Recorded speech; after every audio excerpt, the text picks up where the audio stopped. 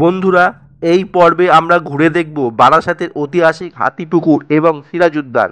এই পার্কটির মধ্যে আছে এমন একটি জলাশয় যাকে ঘিরে রয়েছে এক প্রাচীন ইতিহাস।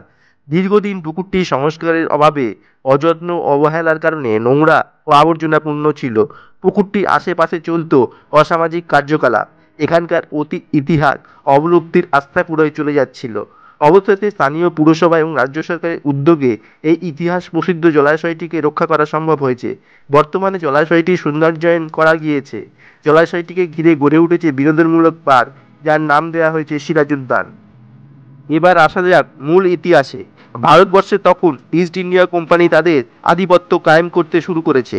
তখন মুর্শিদাবাদের হাজারদুয়ারি থেকে বাংলাকে শাসন করছেন নবাব সিরাজদৌল্লা। রাজকার্য পরিচালনা করার জন্যে মুর্শিদাবাদ থেকে মাঝে মধ্যেই তাকে কলকাতায় আসতে হতো। সঙ্গে থাকতো রাজকর্মচারী, সৈন্য সামন্ত এবং হাতি ঘোড়া। এই দীর্ঘ যাত্রাপথের মাঝে পড়তো বারাসাত।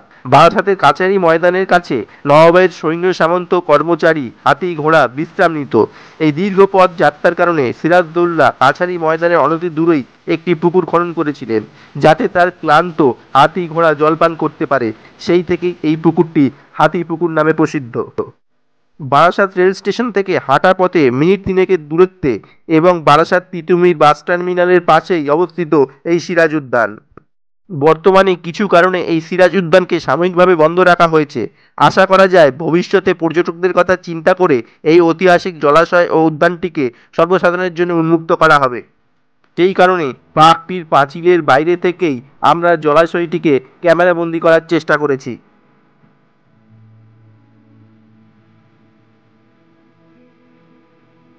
চ্যানেলটি ভালো লাগলে অবশ্যই লাইক, শেয়ার এবং সাবস্ক্রাইব করবেন।